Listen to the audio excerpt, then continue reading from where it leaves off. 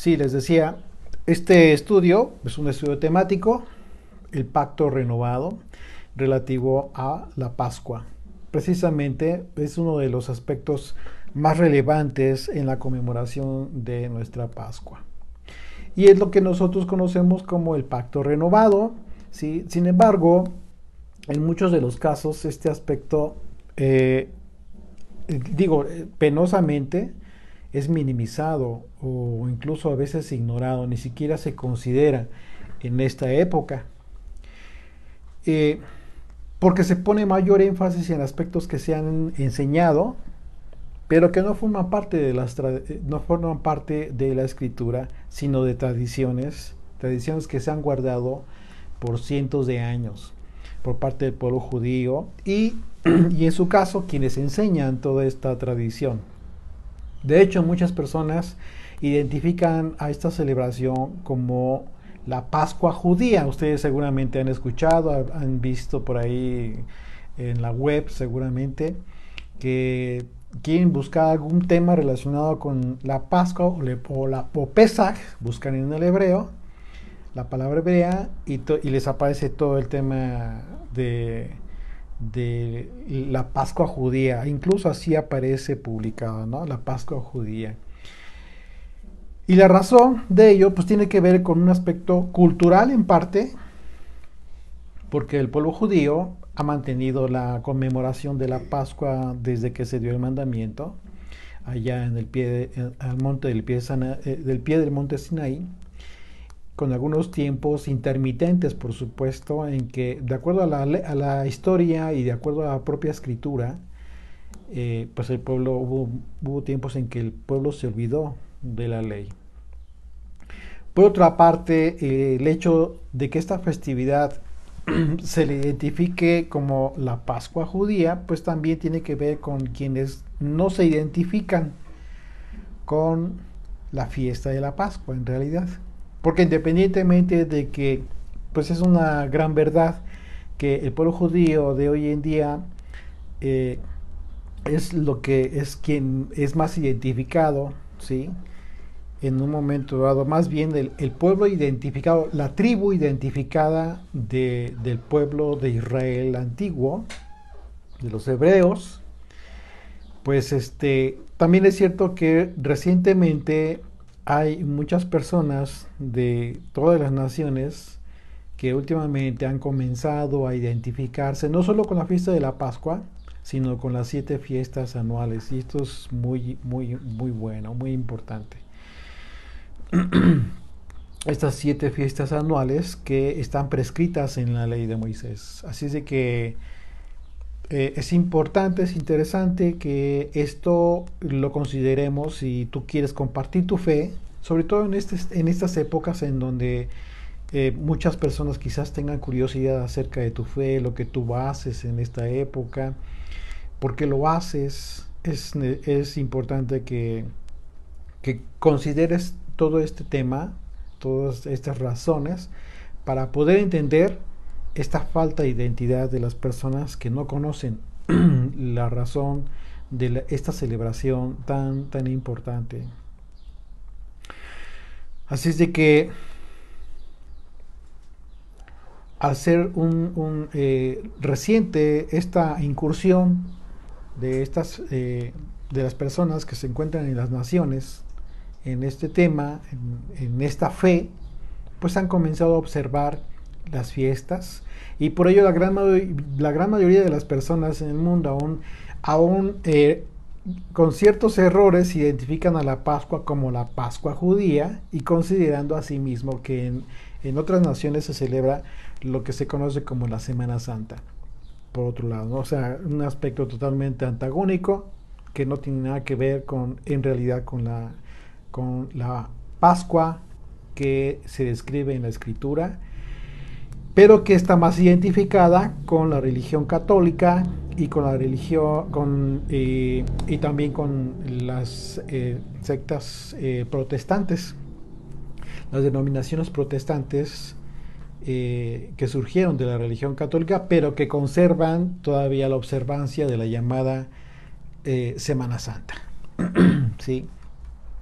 aunque quizás con aspectos distintos, pero si tú buscas en la escritura eh, el tema de la Semana Santa, pues no lo vas a poder encontrar. Pascua en el hebreo es la palabra Pesaj y su raíz etimológica es la palabra Pesach, precisamente porque se traduce como brincar, como pasar o saltar. Y es una celebración que nos debe identificar a todo aquel creyente en Yeshua, sobre todo, como comúnmente se le conoce a Jesús, a Jesucristo, el Hijo de Dios. Así es de que cómo tú identifiques al Hijo de Dios, a Jesucristo, que su nombre original es Yeshua, pues no debe ser impedimento para que para que tú entiendas que estamos hablando del mismo Redentor, del Hijo de Dios. El nombre, propósito de usar su nombre original, que es un nombre judío, Yeshua, es muy importante porque también te vas a identificar con esta fiesta porque su nombre significa libertad, Salvador. Todos los sinónimos que tú puedas encontrar relacionados con el nombre de Yeshua, salvación, pues entonces vas a poder entender por qué es tan importante identificar a Jesucristo con su nombre original. Una vez más, su nombre no tiene por qué ser un motivo de separación o de distancia en relación a quienes aún no lo identifican. Y estoy hablando de este tema precisamente porque, una vez más, hay muchas personas que están comenzando a querer conocer esta fe. Y la Pascua llama mucho la atención y todo el tema de las razones para poder participar de la Pascua, quienes se preocupan de que no han podido participar en años anteriores, etcétera, etcétera. Es un tema que lo hemos analizado de acuerdo al capítulo 12 del libro de Éxodo, en donde el Señor prescribe ciertas restricciones para aquellos que no podían o que no debían participar de la Pascua y que esas restricciones no fueron anuladas, no fueron invalidadas. Así es de que Yeshua dio un nuevo mandamiento en relación a la Pascua que debe identificar a todo creyente por causa del pacto renovado. Un pacto que fue dado por Moisés, fue dado por Dios a Moisés desde antaño, en tiempos pasados, a los patriarcas, jurando el Señor que este pacto lo iba a preservar perpetuamente. Así es de que resulta muy importante, si este pacto fue renovado es tan importante para nosotros, entonces resulta muy interesante que reflexionemos acerca de lo que implicó este pacto, el pacto que Dios hizo con Israel y que sería renovado siglos después. Porque recordemos que Dios hizo muchos pactos con los hombres, ¿sí? Por ejemplo, el pacto de sal, ¿recuerdas? El pacto de sal que representó o significó en ese momento la perpetuidad de la herencia que sería para los sacerdotes y sus descendientes, así se describe. En Números capítulo 18, verso 19, vamos a recordar esto. ¿Y en qué contexto se habla del pacto de sal? Números 18, a partir del verso 19, dice: todas las ofrendas elevadas y las cosas santas que los hijos de Israel ofrecieren al Señor, las he dado para ti. Está hablando de el sostenimiento de los sacerdotes y levitas. Dice: y para tus hijos y tus hijas contigo, le dice a Aarón. Es por estatuto perpetuo, por pacto de sal perpetuo es delante del Señor para ti y para tu descendencia contigo. Y el Señor dijo a Aarón: de la tierra de ellos no tendrás heredad, ni entre ellos tendrás parte. Yo soy tu parte y tu heredad en medio de los hijos de Israel. Así es de que eh, este es uno de muchos pactos que hizo. Por ejemplo, hablando de otro pacto muy importante, precisamente que estamos hablando de la Pascua, el pacto de la circuncisión que el Señor le dio a Abraham. Génesis capítulo 17, a partir del verso 9. Dice la escritura: dijo de nuevo Dios a Abraham: en cuanto a ti guardarás mi pacto, tú y tu descendencia después de ti, por tus generaciones. Este es mi pacto, que guardaréis entre mí y vosotros y tu descendencia después de ti. Será circuncidado todo varón de entre vosotros. Circuncidaréis, pues, la carne de vuestro prepucio, y será por señal del pacto entre mí y vosotros, una señal en la carne. Ese es otro pacto, por ejemplo, ¿sí? Importantísimo. Y otro pacto, por ejemplo, también que vale la pena recordar, es el pacto que el Señor hizo, el pacto, y hablando del pacto renovado que vemos ahí en el capítulo 34 del libro de Éxodo, que se conoce como el pacto renovado. Hablamos de las tablas de piedra que fueron quebradas por Moisés por causa del becerro de oro. Ustedes recuerdan cuando bajó Moisés con las tablas, con las primeras tablas, y el Señor le en total desorden. Así es de que Dios le ordenó a Moisés que preparara otras dos tablas. A ver, por favor, siéntate. No, siéntate.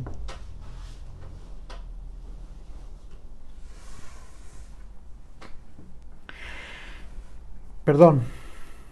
Así es de que Dios le ordenó entonces a Moisés otras dos tablas, y que se preparara dos tablas más para que volviera a subir, para que el Señor escribiera nuevamente las 10 declaraciones tan importantes, porque de estas 10 declaraciones deriva toda la ley de Moisés. Así es de que es muy, muy importante este pacto renovado. Así es de que tenemos que identificar entonces lo que vino a renovar Yeshua.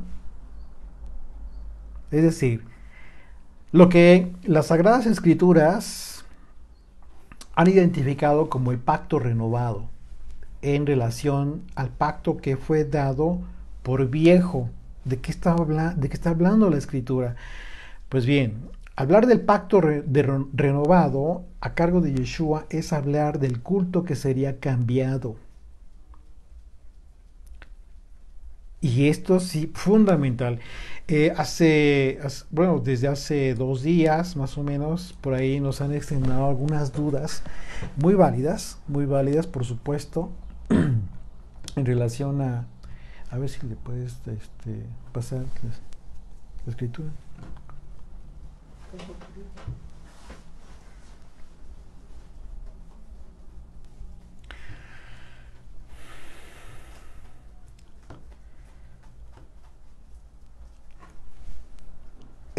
Les decía que hemos estado al pendiente de algunas dudas que han surgido por ahí con los hermanos en la fe, que tienen dudas muy válidas, por supuesto, relacionadas con algunas cosas que han aprendido, con todo el propósito, desde luego, de conocer mejor la Escritura, conocer al Señor.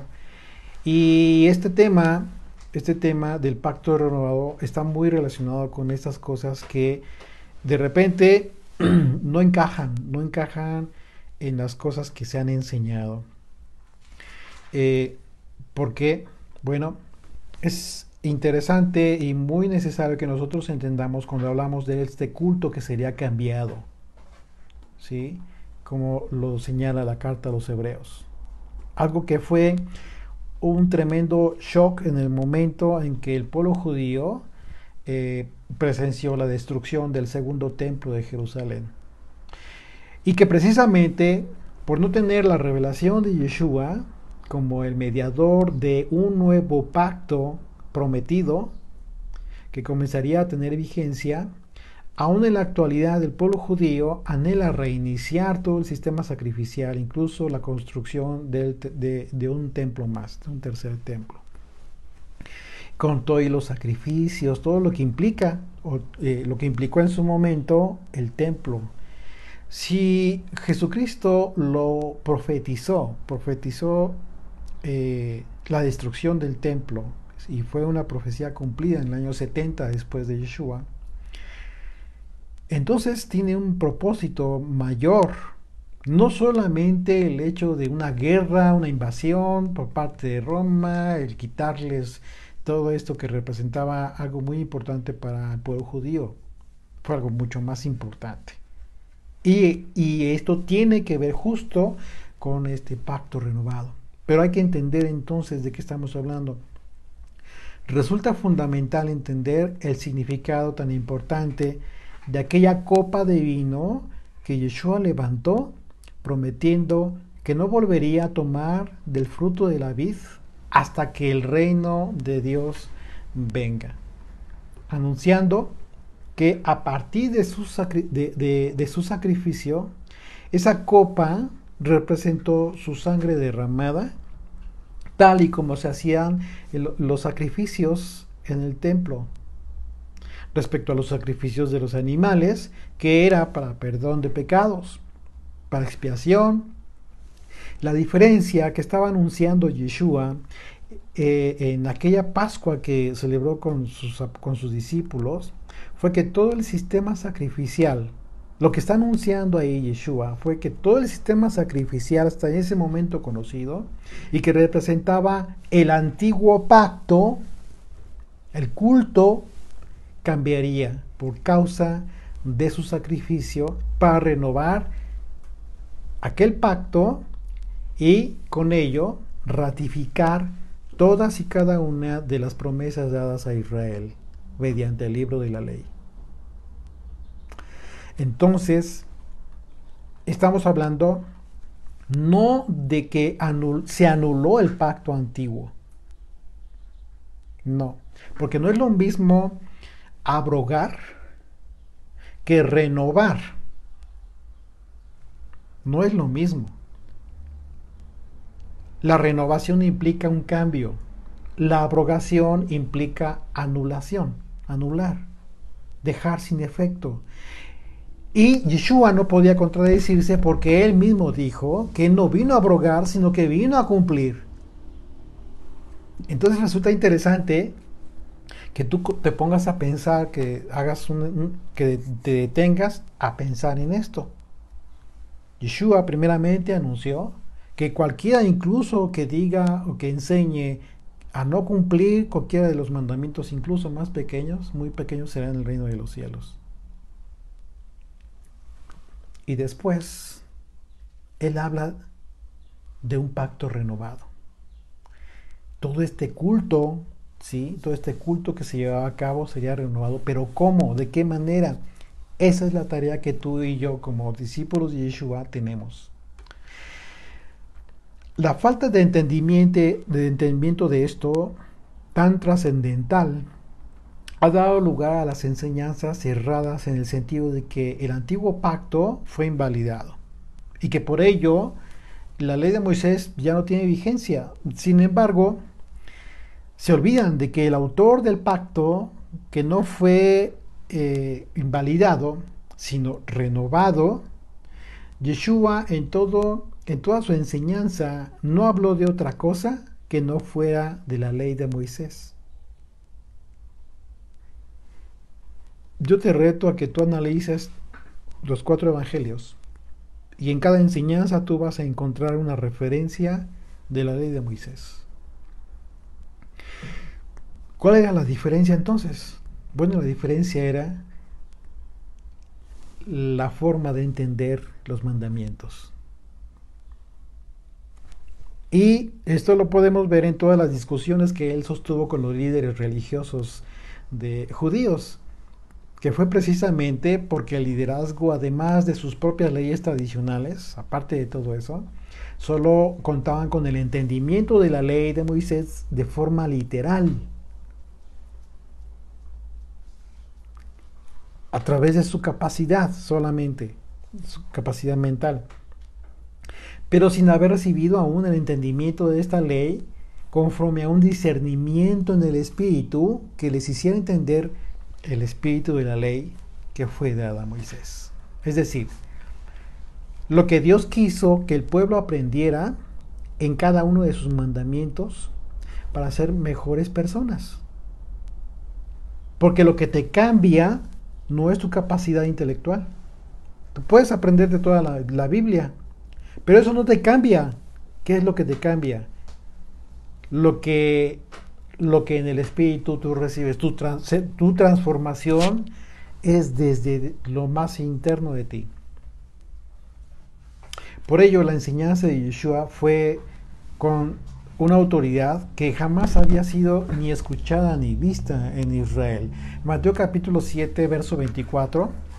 A partir del verso 24 dice así: cualquiera pues que me oye estas palabras y las hace, le compararé a un hombre prudente que edificó su casa sobre la roca. Descendió la lluvia, vinieron ríos y soplaron vientos y golpearon contra aquella casa y no cayó, porque estaba fundada sobre la roca. Pero cualquiera que me oye estas palabras y no las hace, ¿de qué las palabras está hablando el Señor? De la ley de Moisés, de aquella, de la instrucción de Dios, de la voluntad de Dios plasmada en su ley. Pero tú la puedes hacer y no escuchar, y a eso se refiere en la segunda hipótesis, al cual cualquiera que me oye estas palabras y no las hace, le compararé a un hombre insensato que edificó su casa sobre la arena, y descendió lluvia y vinieron ríos y soplaron vientos y dieron con ímpetu contra aquella casa y cayó, y soplaron y fue grande su ruina. Y cuando terminó Yeshua estas palabras, la gente se admiraba de su doctrina. Estaba entendiendo la gente la gran diferencia entre escuchar, aprender la ley y cumplir la ley, y simplemente aprender la ley pero no cumplirla en tu vida. Dice el verso 29, porque les enseñaba como quien tiene autoridad y no como los escribas. ¿Qué es lo que en un momento dado le da la autoridad a una persona? ¿Qué es mejor? ¿Qué es lo que le dio autoridad a Yeshua? Bueno, el ejemplo. Precisamente el ejemplo. Esa es la razón por la que fue escrita la carta a los hebreos. Y esto resulta muy importante porque en el tiempo en que fue escrita, pues era el pueblo judío lo que quedaba de los hebreos.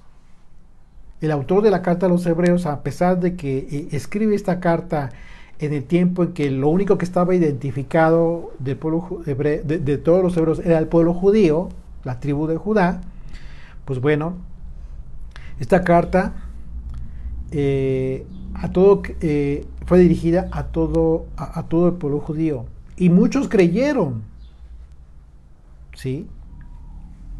Millares, leemos en el libro de los Hechos, que cuando Pablo llegó, le dijeron: ya has visto cómo millares de judíos han creído y son celosos por la ley. ¿En qué creyeron? Pues creyeron, por supuesto, en el Mesías, en Yeshua, en el Hijo de Dios. Y a ellos se les dio entendimiento y revelación lo que necesitaban justamente para entender en qué consistió esta renovación del pacto dado a los antiguos hebreos. Y lo más importante, ¿quién sería el mediador de ese pacto? Porque ahora habría un mediador, es decir, un intercesor. Ya no muchos mediadores ni muchos intercesores, como en su tiempo lo fueron los sacerdotes que ministraban en el templo, porque esa era su función. Los sacerdotes eran mediadores entre Dios y el pueblo, sino que ahora solo habría un mediador, el cual estaría ministrando en aquel tabernáculo que no fue hecho de mano de hombre, sino el celestial, aquel aquel que se le mostró a Moisés. Así es de que imagínate, ya vamos entendiendo entonces qué era lo que iba a cambiar. Empezando justamente con el sumo sacerdote, que ya no sería un nombre común, sino sería Yeshua. En y en eso consiste este pacto renovado, que habiendo sustituido el sistema sacrificial, asimismo, quien está a cargo de hacer valer este pacto, pues es un sacerdote, un sumo sacerdote, Yeshua. Aquel sumo sacerdote que hace que las promesas dadas en el antiguo pacto sean mejores. Pero también hay que entender por qué son mejores.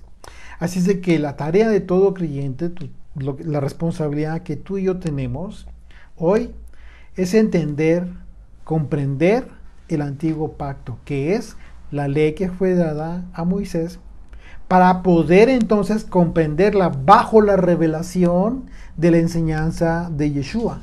Si tú no conoces la ley, que es el antiguo pacto, todo el culto, el sistema sacrificial, no vas a poder entender la función que hoy en día está realizando Yeshua, y no tú, porque de ahí empieza el problema.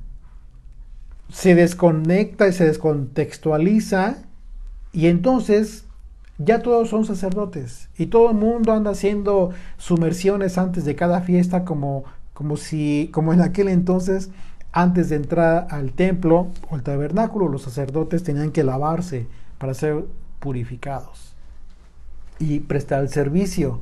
Tú no prestas un servicio en el lugar santo.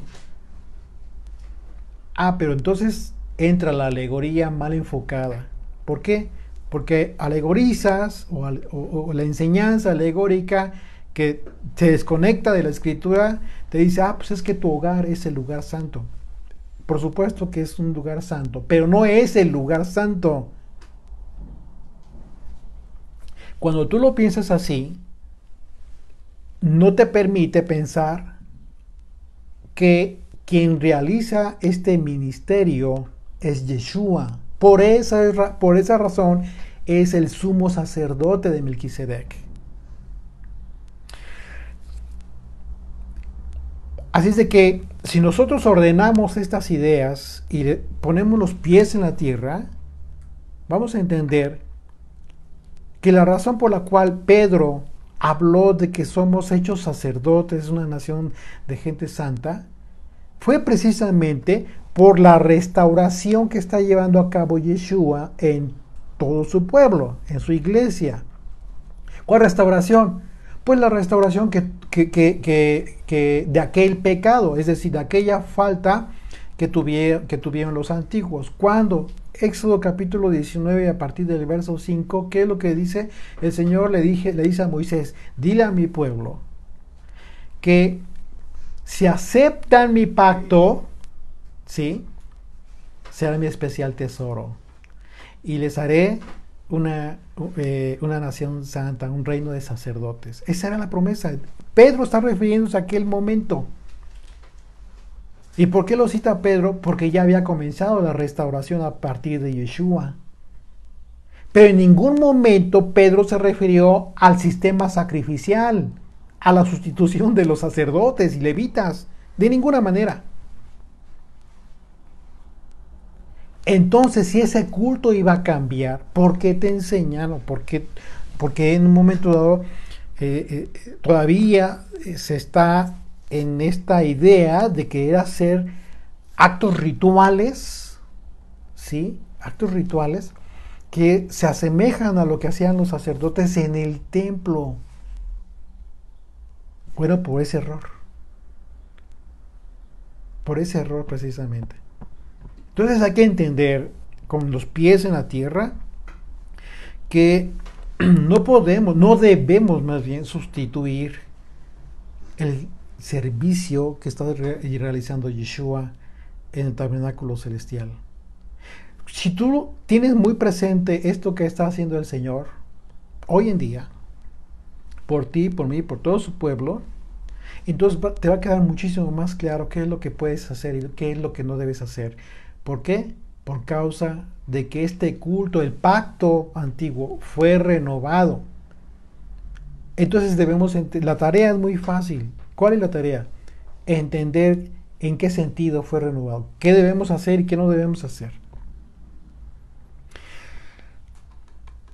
Para expresar esto de una forma muy clara, vamos a ver un ejemplo. ¿Qué les parece? Vamos a ver un ejemplo de la enseñanza muy práctica que llevó a cabo Yeshua.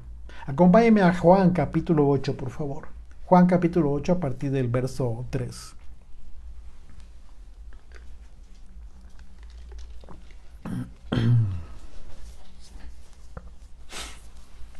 Dice: entonces los escribas y los fariseos le trajeron una mujer sorprendida en adulterio. Y poniéndola en medio, le dijeron: maestro, esta mujer ha sido sorprendida en el acto mismo de adulterio. Y dice, fíjense, pongan atención lo que dice el verso 5. Y en la ley nos mandó Moisés apedrear a tales mujeres. Tú, pues, ¿qué dices? Esta es la pregunta. Y aquí está el entendimiento de la ley de Moisés a cargo de los líderes religiosos de Israel. Un entendimiento literal de la ley. Y como lo podemos constatar, efectivamente, la Torá describe efectivamente este mandamiento que ellos están citando. Ahora acompáñame a Levítico capítulo 20, verso 10. Literalmente, el mandamiento dice: si un hombre cometiera adulterio con la mujer de su prójimo, el adúltero y la adúltera indefectiblemente serán muertos. ¿Qué estaban haciendo los líderes, estos fariseos? Estaban citando la escritura, no estaban mal. En su entendimiento, conforme al pacto antiguo, ellos pretendían cumplir la ley dándole muerte a esa mujer. Estos escribas y fariseos efectivamente citaban la ley de Moisés, y de acuerdo a esta ley la mujer debía morir. Y créanlo, así murió mucha gente en el pueblo por causa del pecado, por haber transgredido la ley de Moisés, si así lo ordenaba el mandamiento. Y a continuación vemos entonces la manifestación del pacto renovado. Fíjate, aquí viene lo importante. Aquí viene la manifestación del pacto renovado, es decir, la forma en que ahora se debía cumplir la ley de Moisés conforme a la doctrina de Yeshua. Dice el verso 6: mas esto decían tentándole para poder acusarle, pero Yeshua, inclinándose hacia el suelo, escribía en la tierra con el dedo, y como insistían en preguntarle, se enderezó y les dijo. Aquí viene la manifestación del pacto renovado. En su respuesta, verso 7: el que de vosotros esté sin pecado, sea el primero en arrojar la piedra contra ella. Yo sé que este pasaje lo hemos visto muchas veces y ya te lo sabes de memoria, pero quizás no has analizado que en esta expresión de Yeshua está expresado la renovación del pacto. ¿Por qué? La pregunta es, ¿Yeshua dijo que ya no se cumpliera la ley del Padre que fue dada a Moisés? No dijo eso. Por supuesto que no dijo eso. Sino que su respuesta de Yeshua enseñó que todo aquel que sea digno de darle muerte a otro ser humano que cometió pecado, entonces que lo haga, que cumpla la ley, que le dé muerte. La respuesta de Yeshua que les dio a aquellos judíos significó que a partir de entonces cumplir la ley de Moisés, en este caso específico, por ejemplo, al hablar de la muerte a otro ser humano, conforme a la revelación del nuevo pacto, implica ser sin pecado.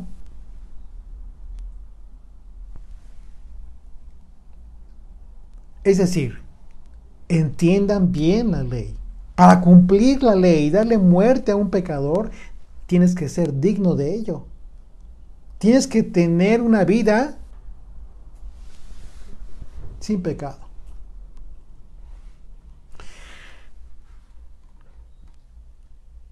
Entonces no transgredió la ley el Señor, tampoco la abolió.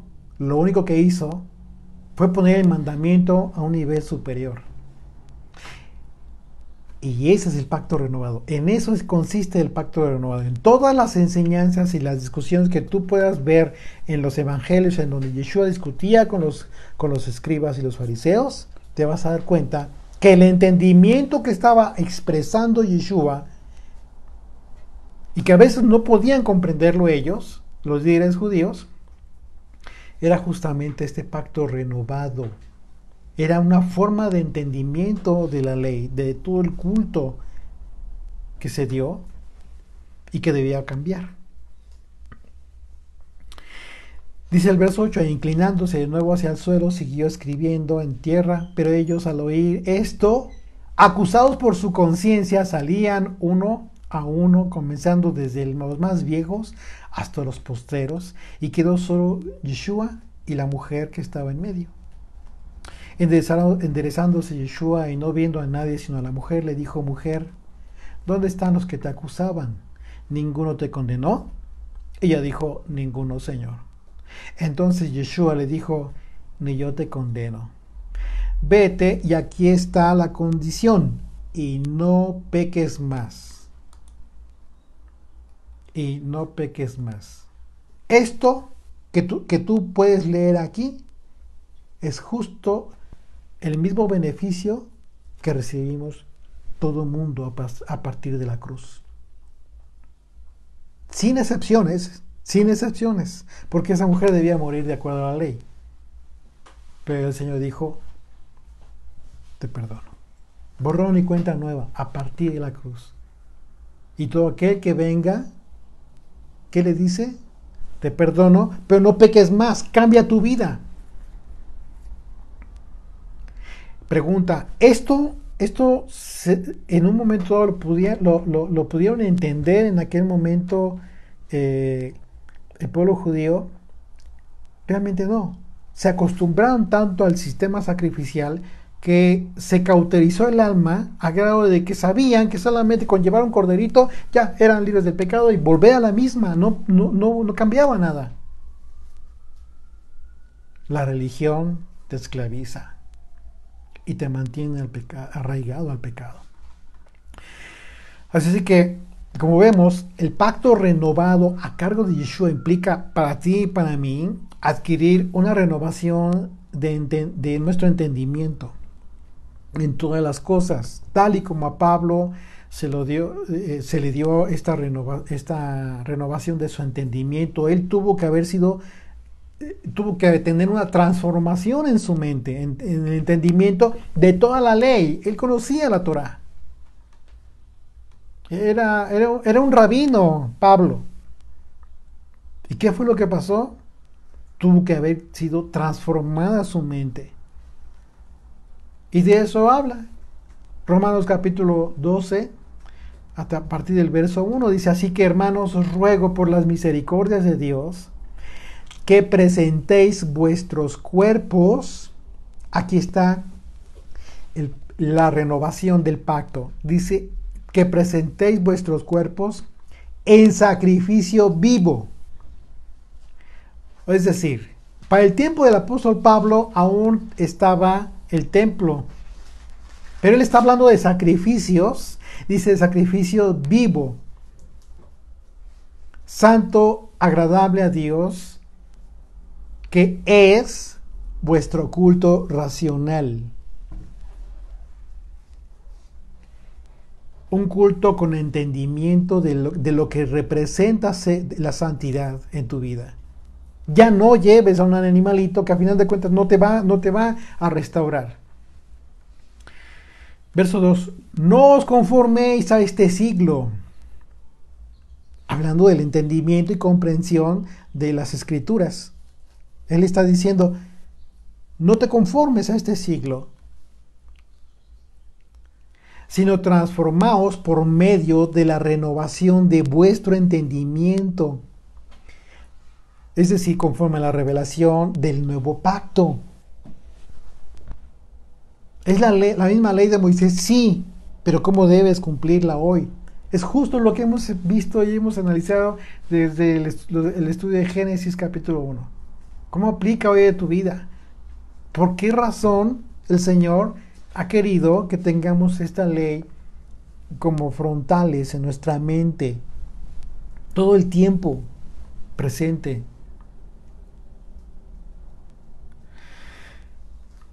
Para que comprobéis entonces de esta manera, si tú lo haces así, si tu entendimiento es transformado, como dice, sino transformados por medio de la renovación de vuestro entendimiento. ¿Con qué propósito? Para que entonces comprendas cuál es la buena voluntad de Dios, agradable y perfecta. Eso es lo que te va a hacer entender lo que realmente le agrada a Dios. La renovación de tu entendimiento. El autor de la carta a los Hebreos, con toda la intención de que el pueblo hebreo, ¿sí?, identificado como la tribu de Judá, entendiera que la destrucción del templo de Jerusalén no sería el fin del culto establecido por Dios, sino que sería cambiado mediante la renovación del antiguo pacto dado a Israel, expuso las razones que justificaron este pacto renovado, que fue profetizado por Jeremías. Fue anunciado por Jeremías. Jeremías capítulo 31, a partir del verso 31, dice: He aquí que vienen días, dice el Señor, en los cuales haré nuevo pacto con la casa de Israel y con la casa de Judá. No como el pacto que hice con sus padres el día que tomé su mano para sacarlos de la tierra de Egipto. ¿Cuándo fue esto? En Sinaí, cuando los liberó. ¿Y qué fue lo que pasó ahí? Porque ellos invalidaron mi pacto, el pecado del becerro de oro. Lo invalidaron. Ellos invalidaron mi pacto, aunque fui yo un marido para ellos, dice el Señor. Pero este es el pacto que haré con la casa de Israel. Y aquí, esta segunda parte, cuando ya se refiere nada más a la casa de Israel, no habla de las tribus del norte, sino de todo el pueblo de Israel. Dice: después de aquellos días, dice el Señor, daré mi ley en su mente. ¿Cómo? Entonces no será solamente de manera literal, en un entendimiento simple. Dice el Señor: daré mi ley en su mente y la escribiré en su corazón. ¿De qué está hablando? Está hablando de un aspecto sobrenatural, que empieza por el aspecto espiritual.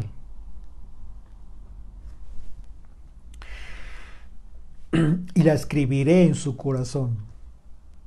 Y yo seré a ellos por Dios, y ellos me serán por pueblo. Y no enseñará más ninguno a su prójimo, ni ninguno a su hermano, diciendo: conoce al Señor, porque todos me conocerán, desde el más pequeño de ellos hasta el más grande, dice el Señor. Porque perdonaré la maldad de ellos, y no me acordaré más de su pecado. El profeta anunció precisamente que este pacto que fue invalidado por el pueblo judío, por el pueblo hebreo antiguo, finalmente llegaría a ser renovado. Y esa es la razón por la cual nosotros debemos entender como el pacto renovado del que habló Yeshua, en su sangre, todo el culto que fue establecido en la antigüedad y que sería cambiado, no sustituido, sería cambiado en su entendimiento. Pablo también por eso hablaba de esto, porque solamente a través de la renovación del entendimiento es como podemos comprender la ley de Moisés hoy en día. Hebreos capítulo 7 comienza hablando de este tema relacionado con el sacerdocio de Yeshua, el sacerdocio de Melquisedec. Dice, porque este Melquisedec, rey de Salem, sacerdote del Dios Altísimo, que salió a recibir a Abraham, que volvía de la derrota de los reyes, y le bendijo, a quien asimismo dio a Abraham los diezmos de todo, cuyo nombre significa primeramente rey de justicia y también rey de Salem, esto es rey de paz, sin padre, sin madre, sin genealogía, que ni tiene principio de días ni fin de vida, sino hecho semejante al Hijo de Dios, permanece sacerdote para siempre. Considerad pues cuán grande era este, a quien aún Abraham el patriarca dio los diezmos del botín. Dice, verso 5, ciertamente los que de entre los hijos de Leví reciben el sacerdocio, tienen mandamiento de tomar del pueblo, fíjate bien, aquí vamos a empezar a entender este cambio. Aquí el escritor de la carta a los Hebreos va a comenzar a hablar de un cambio de sacerdocio, pero tenemos que entender el contexto. Dice el verso 5, ciertamente los que de entre los hijos de Leví, está hablando ya de los sacerdotes levitas, reciben el sacerdocio, tienen mandamiento de tomar del pueblo los diezmos según la ley. Es decir, de sus hermanos, aunque estos también hayan salido de los lomos de Abraham. ¿Ok? Pero aquella cuya genealogía no es contada de entre ellos, tomó de Abraham los diezmos y bendijo al que tenía las promesas. Y sin discusión alguna, el menor es bendecido por el mayor. Y aquí ciertamente reciben los diezmos hombres mortales, una vez más refiriéndose a los sacerdotes. Pero allí uno de quien se da testimonio de que vive, y por decirlo así, en Abraham pagó el diezmo también Leví, que recibe los diezmos. Por supuesto que sí, porque de Abraham descienden incluso los levitas. Aunque aún estaba en los lomos de su padre cuando Melquisedec le salió al encuentro. Si pues la perfección fuera por el sacerdocio levítico, porque bajo él recibió el pueblo la ley, está hablando ya del culto antiguo, ¿sí? En el tabernáculo, ¿qué necesidad habría aún de que se levantase otro sacerdote según el orden de Melquisedec? Si fuera perfecto ese culto, y que no fuese llamado según el orden de Aarón. Dice el verso 12, porque cambiado el sacerdocio, necesario es que haya cambio de la ley, también cambio de la ley. Por supuesto, por esa razón, ninguno de hoy en día, ninguno que enseñe, que comparta la escritura, que sea un líder religioso, ya sean pastores, como se llamen, ninguno ocupa el lugar de un sacerdote del orden de los levitas. Nunca fueron sustituidos. Y si ese es el caso, ¿por qué andan recibiendo los diezmos? O los exigen, ¿no? Bueno, de este tema hemos hablado mucho, ¿sí? Pero a final de cuentas, la escritura lo cita y tienes que ser claro en este punto. Y no solamente eso, muchas otras cosas, lo comentaba hace un momento, muchas otras cosas que la gente de repente le salta la duda acerca de cosas que les han enseñado. Y preguntan, ¿por qué preguntan la gente? Pues porque el sentido común, ¿sí? La unción del Espíritu les inquieta y les hace preguntar, y eso es bueno. Hoy en la mañana vimos el tema de la unción del Espíritu de Dios. Así es que es muy necesario que pongamos atención en todo este tema, una vez más, porque cambiado el sacerdocio, necesario es que haya cambio de la ley. habla de cambio del sacerdocio, no de una sustitución. Porque habla el autor de la carta a los hebreos de un cambio del sacerdocio, porque fue cambiado por el sacerdocio de Melquisedec a cargo de Yeshua. Ahí no entran el pueblo en esa función. Jamás hubo un espacio de tiempo en la historia en que entrara los líderes de hoy en día o los que enseñan la palabra. Tienen dones que han sido dados por Dios y que han sido de mucha bendición para mucha gente, para un servidor, para ti, para mí. Pero tenemos que aprender a identificar esto. Jamás han ocupado, y no debemos pensar en eso, que ocupan el lugar de los levitas. Y habla del sacerdocio en general. Bueno, el tema de todas las ofrendas, los diezmos y todo lo que se hacía en el templo formaba parte del ministerio del servicio de los sacerdotes. Nada de eso, absolutamente nada de eso hoy en día alguien puede llevar a cabo, ni siquiera de forma alegórica o simbólica. Eso sería una mentira y, en el peor de los casos, una blasfemia. Porque si hubo un cambio de sacerdocio, quien está ocupando el sacerdocio hoy en día y lo ejerce es Yeshua. Dice el verso 13. Y aquí aquel de quien se dice esto es de otra tribu, claro, porque Yeshua no fue de la tribu de Leví, de la cual nadie sirvió al altar. Nadie, dice. Porque manifiesto es que nuestro Señor vino de la tribu de Judá, de la cual nada habló Moisés tocante al sacerdocio. Y esto es aún más manifiesto si a semejanza de Melquisedec se levanta un sacerdocio distinto, no constituido conforme a la ley de los mandamientos acerca de la descendencia, según el poder de una vida indestructible, pues sea testimonio de él. Y dice la Escritura: tú eres sacerdote para siempre según el orden de Melquisedec. Esto nosotros lo vemos en el Salmo 110. Efectivamente, dice el verso 18: queda pues abrogado el mandamiento anterior a causa de su debilidad e ineficacia. Dice, pues nada, y entre paréntesis dice, pues nada perfeccionó la ley, y de la introducción de una mejor esperanza, por la cual nos acercamos a Dios. Si fue cambiado el sacerdocio, lo que queda abrogado fue el sistema sacrificial. ¿Ok?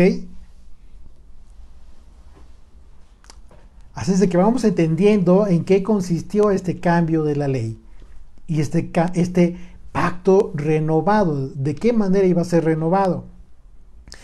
Y luego dice, verso 20, y esto no fue hecho sin juramento, porque los otros ciertamente, sin juramento, fueron hechos sacerdotes, hablando de los levitas. ¿Por qué? Porque fue la promesa de Aarón desde entonces, desde que fueron constituidos. Sin juramento fueron hechos sacerdotes, pero hablando de Yeshua, con el juramento del que dijo, juró el Señor y no se arrepentirá, tú eres sacerdote para siempre, según el orden de Melquisedec. Por tanto, Yeshua es hecho fiador, depositario de un mejor pacto. Y los otros sacerdotes llegaron a ser muchos. Fíjate, una vez más, está haciendo esta comparativa el autor de la carta a los hebreos para que entendamos mejor. Está comparando, dice, y los otros sacerdotes llegaron a ser muchos debido a que por la muerte no podían continuar. Claro, tenían que ser los descendientes los que continuaran con el sacerdocio. Mas hablando de Yeshua, el sumo sacerdote de Melquisedec, por cuanto permanece para siempre, tiene un sacerdocio inmutable que no cambia jamás, por lo cual puede también salvar perpetuamente a los que por él se acercan a Dios, viviendo siempre para interceder por ellos. Aquí está la función de Yeshua. Te está diciendo el autor de la carta a los Hebreos que Él es el que intercede por su pueblo. Él es el que ministra en el tabernáculo celestial. Él es el que lleva a cabo toda la labor, el servicio que fue que fue abrogado en la tierra a cargo de los hombres. ¿Por qué? Porque no hizo perfecto el propósito. El único que hizo perfecto el culto fue Yeshua, es Yeshua. Así es de que estamos entendiendo la renovación del pacto. ¿Por qué es mejor? ¿Por qué son mejores las promesas?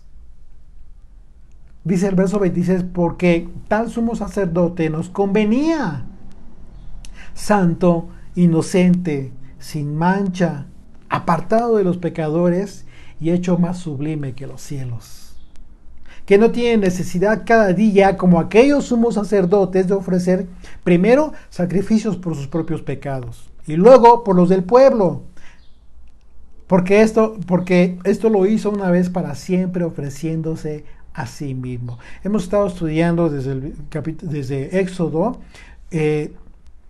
todo el tema de los sacrificios, luego Levítico, los sacrificios, cómo es y por qué razón tenían que ofrecer sacrificios por los pecados, por sí mismo y por el pueblo.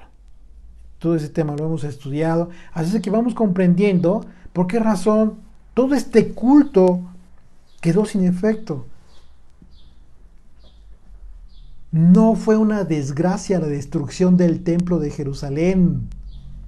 Aquí mismo el autor de la carta a los Hebreos está diciendo, nos convenía.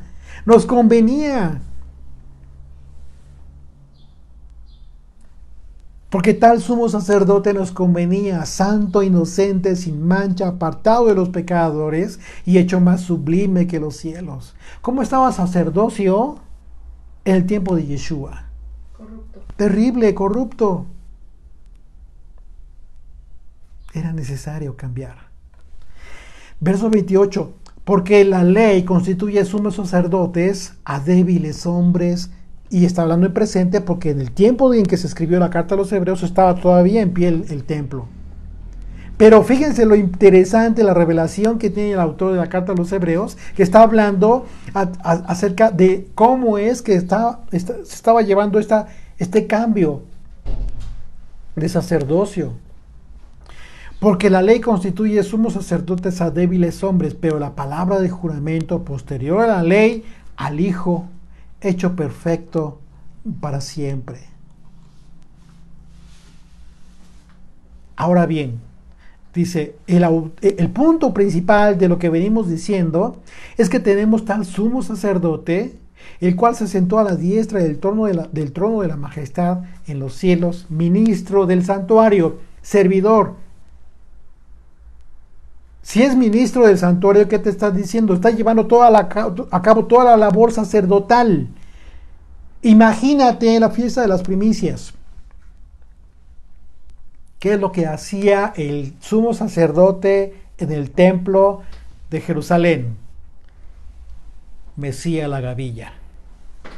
Miles de granos ofreciendo al Señor. ¿Tú qué crees que es lo que hace hoy Yeshua allá en el templo celestial? Está presentando esta gavilla. Nos está presentando delante del Padre. Así es que imagínate lo hermoso que es pensar y descansar en Él, sabiendo que todo el servicio sacerdotal no queda a cargo tuyo, ni a cargo de un líder religioso, no. Fue un cambio, y en ese cambio no entramos tú y yo, entra el Señor, directamente Jesucristo. ministro del santuario y de aquel verdadero tabernáculo que levantó el Señor y no el hombre. Dice el verso 3, porque todo sumo sacerdote está constituido para presentar ofrendas y sacrificios, por lo cual es necesario que también éste tenga algo que ofrecer.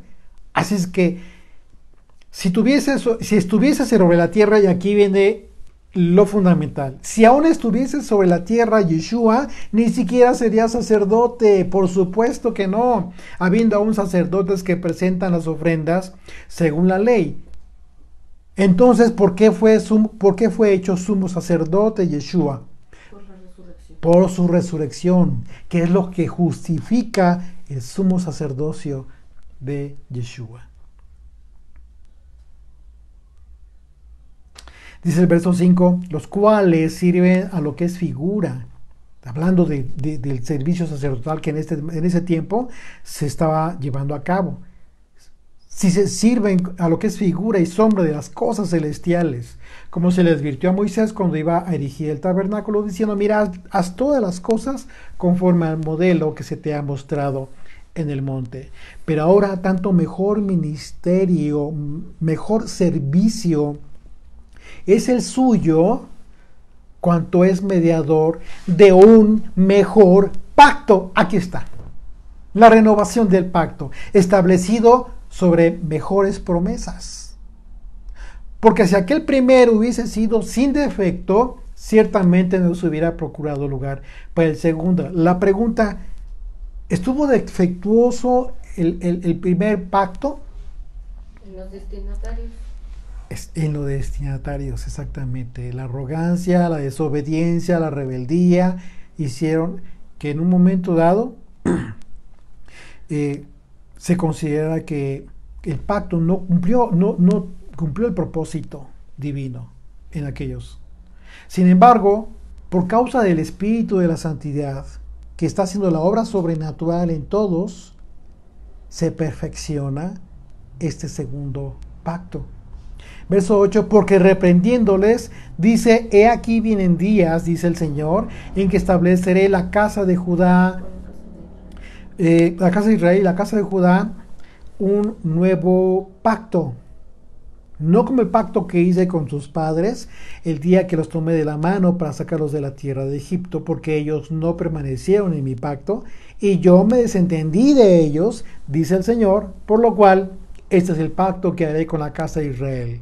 Después de aquellos días, dice el Señor, pondré mis leyes en la mente de ellos y sobre su corazón las escribiré y seré a ellos por Dios y ellos me serán a mí por pueblo. Y ninguno enseñará a su prójimo ni ninguno a su hermano diciendo conoce al Señor, porque todos me conocerán desde el menor hasta el mayor de ellos, porque seré propicio a sus injusticias y nunca más me acordaré de sus pecados y de sus iniquidades. Al decir nuevo pacto, fíjate bien lo que dice, al decir nuevo pacto, ha dado por viejo al primero, y lo que se da por viejo y se envejece está próximo a desaparecer. El autor de la carta a los Hebreos se refirió a la conclusión del sacerdocio que ya no cumplía un propósito en la tierra. Así es de que, así dice el capítulo 8, verso 4, dice, así que si estuviese sobre la tierra, ni siquiera sería sacerdote. Claro. Entonces, en la carta a los Hebreos nosotros vemos reflejado literalmente la forma en que el pacto sería renovado. Dice, ahora bien, aún el primer pacto tenía ordenanzas de culto y un santuario terrenal. Está hablando de la ordenanza que se dio para que Moisés erigiera el tabernáculo en el desierto. Porque el tabernáculo estaba dispuesto así, en la primera parte llamada lugar santo, estaban el candelero, la mesa, los panes de la proposición. Tras el segundo velo estaba la parte del tabernáculo llamada lugar santísimo.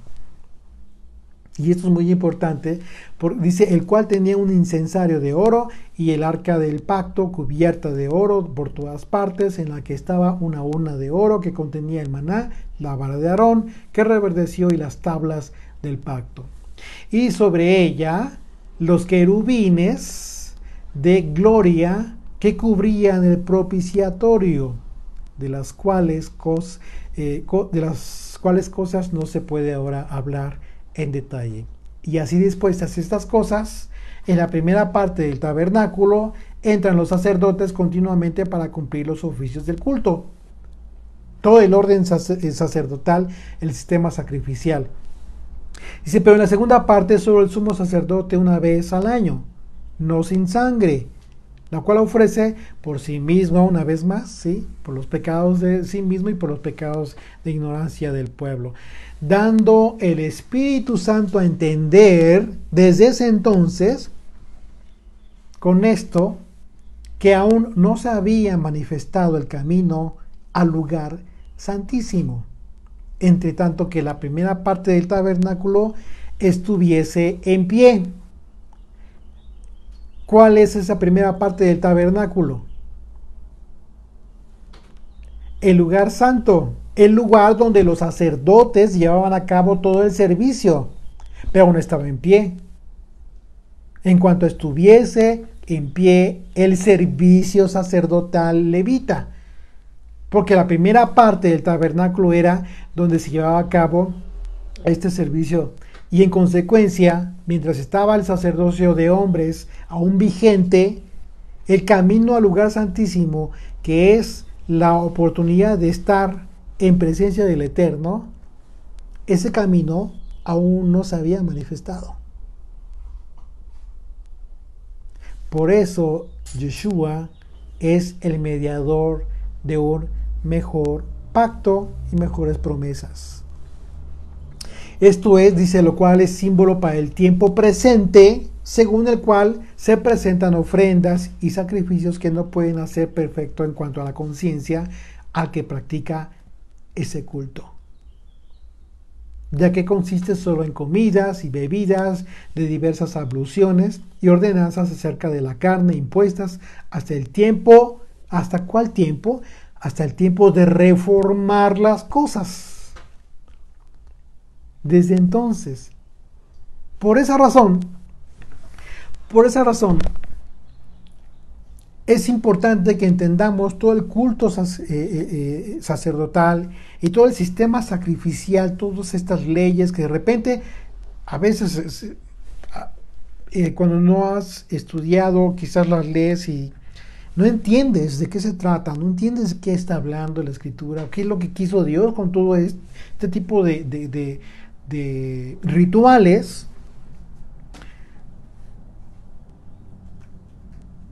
Bueno, toda esa enseñanza fue una enseñanza didáctica, y aquí lo está confirmando el autor de la carta a los Hebreos como símbolo de lo que vendría a ser hasta el tiempo de reformar todas las cosas.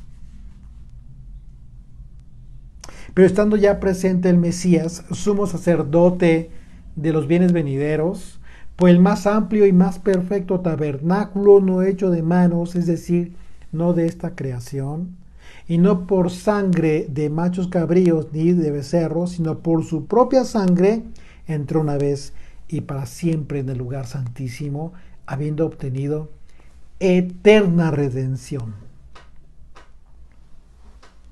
Así es de que entender el pacto renovado nos va a ampliar muchísimo el entendimiento acerca de las cosas que podemos hacer y las cosas que no debemos hacer en vivir nuestra fe día con día. Hay muchas cosas que quizás te enseñaron y que por supuesto que con todo el buen ánimo y con todo el corazón las haces porque quieres agradar al Señor.